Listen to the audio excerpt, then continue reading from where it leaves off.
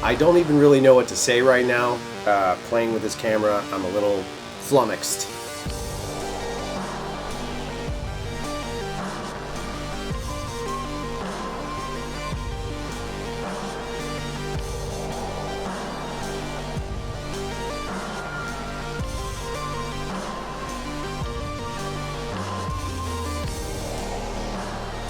Is that the word? Is flummoxed the word? Yeah. Okay. Yeah, Jeff says flummox is a word, so we're going to go with that. So today, on the camera department, we're looking at the GH5s. We've had it for exactly 1 day. We did not purchase it. It was loaned to us. So we do not have buyer's remorse or buyer's investment or whatever it might be. But today, we have we got to play with it. And so this is like a 1 day reaction to, it's like when a trailer drops and you get really excited. This is the 1 day reaction to working with a GH5s, both on set for a job, a paying client, and then just kind of playing around with it on our own.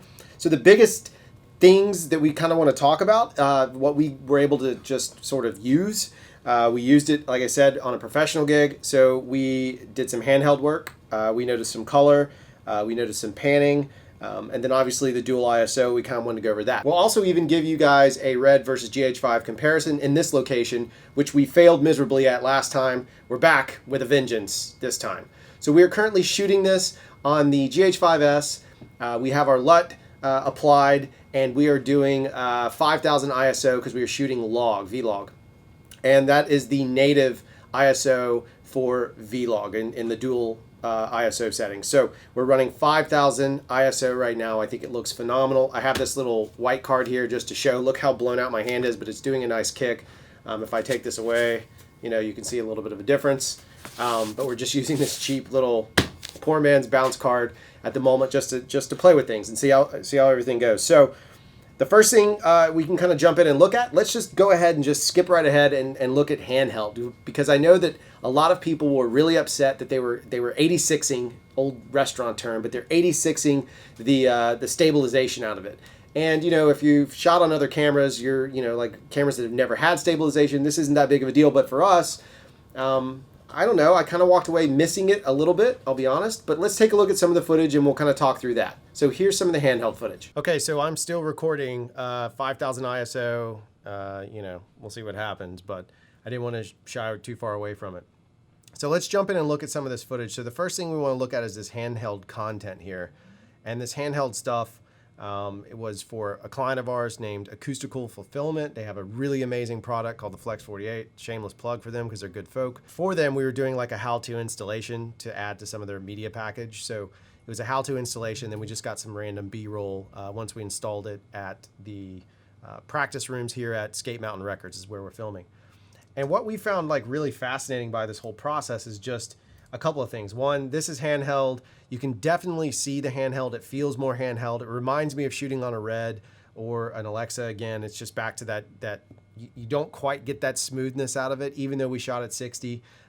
It's still not quite as gloriously smooth, but it still holds up really well. And you can kind of see, I'm moving through the frame and it's dreamy and creamy and does what I need it to do. Now we do have Jeff's LUT, his GH5s LUT that is free, by the way, and I'll post it in the show notes, but it's a totally free LUT just on there. I did not touch it other than dropping the LUT on. I just wanted to get this footage out. But what's amazing to me is the amount of color that we're seeing out of it on top of this handheld thing. So the vibe of the handheld is great. It's organic feeling. I have control over it. I'm not fighting the internal stabilization. I can kind of do what I want. Here I am just kind of going around a microphone. So again, if I was on a proper shoulder rig, I'm just holding this rig in my hands. It's not just the bare camera. It's like on a rig itself. And you can kind of see that there's a little bit of sway. And I'll be honest with you, I'm not the world's best handheld operator. Like that's, I'm good at it, but that's not my primary function in life, right? So Jeff is a little bit better handheld operator than I am.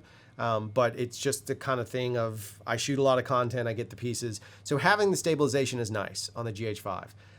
And I think it's great. But the payback out on how good the colors look and the difference in it and the balance, everything seems to hold up really, really, really well. I haven't seen anything major that has thrown me off. It just means you have to think about your shots a little more and plan them out a little bit better. I'm sure sometimes that's a little tricky if you're doing weddings or other types of videos that you're really running gun and really guerrilla. But I kind of don't mind it. I'm not a big anti handheld guy. Like, it doesn't bother me to see a little bit of wobble in my camera moves. Maybe it's because I suck as a handheld operator. Who knows? But look at this microphone. The pop of blue on that microphone is the one that just, my eyeball cannot stop staring at it. I mean, that blue is just something to behold. I just find it absolutely glorious. Glorious! It is an amazing thing. So there's handheld. Let's jump back over. Okay, so let's look at the RED versus the GH5. We are going to do this test at 5,000 ISO. So it's 5,000 off the RED, it's 5,000 off the GH5s. You're currently seeing the GH5s. We have a Sigma Art lens on it. The f-stop is a 4 at 5,000 because I just have that much room to play. It's insane. And it'll be the exact same scenario on the RED. We're using matching lenses. Both cameras will be using the Sigma Art 18 to 35. One does have a speed booster, so this one has a speed booster, but the RED will not, obviously, right? So we have that set up. That's where we're going with it. And we're lit currently. The only lighting going on right now is this single light bulb. I have one of these daylight GE refresh bulbs. It's one of their HD lights, and it is 800 lumens, right? So it's 5,000 K on the temperature, and it's 800 lumens. So we are currently lit with it, and it's too much, right? But it's currently lit with 800 lumens. That's what you're getting from the bulb output, right? So that's this footage right here. This is GH5s footage, 5,000 ISO, vlog native. And let's jump over to the RED. And this is the RED. So one of the things about the RED Epic, we're on a RED Epic Dragon. One of the things about this is this sensor, a particular sensor, only goes to 3200. So this is at 3200 ISO. It's the highest I could get it. So I'm going to try and compensate. I just wanted you guys to see this, but what I'll do is I'll go behind the camera and compensate for what I believe to be the stoppage equivalent. So I'm at an f4, 180 degree shutter, 3200 ISO, because this is the highest that this particular RED model goes to, and then I will compensate for it. So I'll give ourselves about 2 stops and see what we can get from that. Give me 1 sec. All right, so now I'm at a 2. So I gave ourselves 2 stops. I'm at a hard 2, and this is RED Epic Dragon at 3200 versus that of the GH5s in vlog at 5,000 native. We can't really, I'm not going to really go into a color difference, but we can definitely see noise patterns. Obviously, we've always found the RED to be a very noisy camera, the Dragon sensor to be a very noisy camera outside of its native ISO, which is actually 800. So here is that. And I just wanted to show you guys that because that test we did last time was a complete debacle. If you don't know what I'm talking about, there's an apology video somewhere to cover it. But let's go back to the GH5s because I prefer it. So one of the other big things that I found really just kind of mind-boggling is everyone has these claims of low light shooting, and typically I understand the point. You're out, you're filming something, and you don't have a lot of lights or you don't have a lot of gear, and you're just looking for ways to get the shot you want the minimalist way humanly possible with the least amount of light and crew. And so I get that.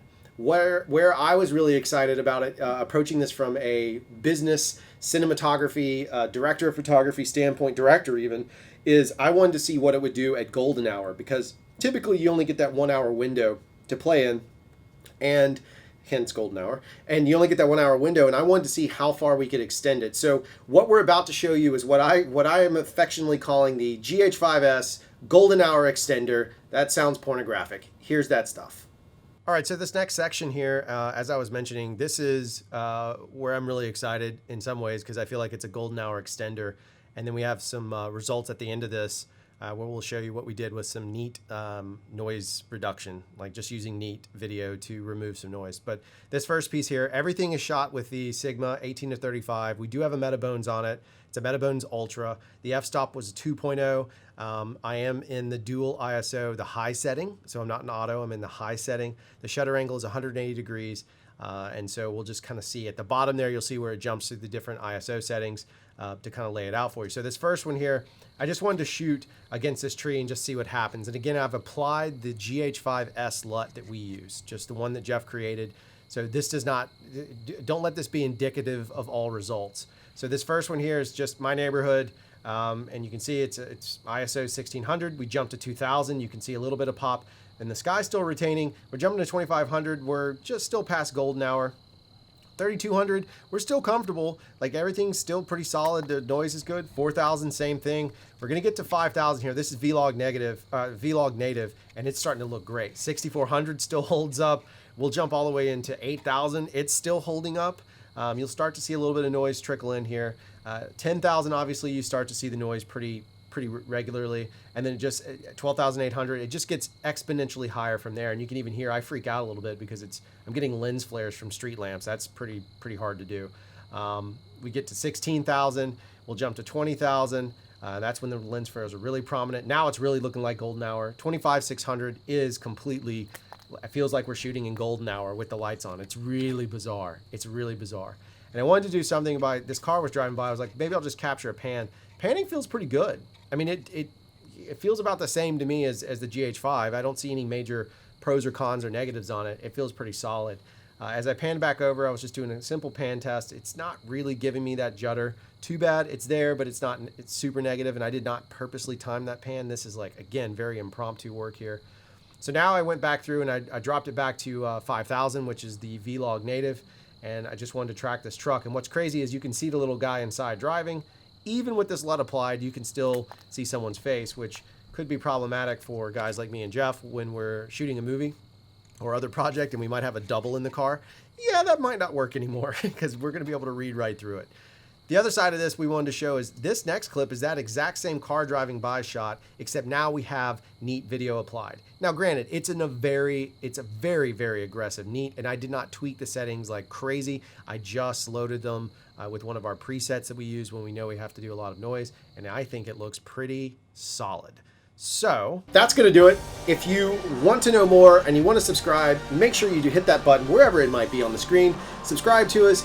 Throw some stuff in the comments. Throw up in the comments if you want. We don't care. Just do what you got to do. Give us some information. Give us feedback. Tell us what you want to see. I know that one of the questions is about autofocus. I will tell you, I set the camera up, the GH5s here. I put it to 179 degrees, and I am just letting it go. I don't even know if it's in focus or not. I'm trying to do the test. I don't really care about autofocus, but I'm doing it just for you guys, and hopefully everything works really well. So that's going to do it. Thanks for watching. We'll see you soon. Bye.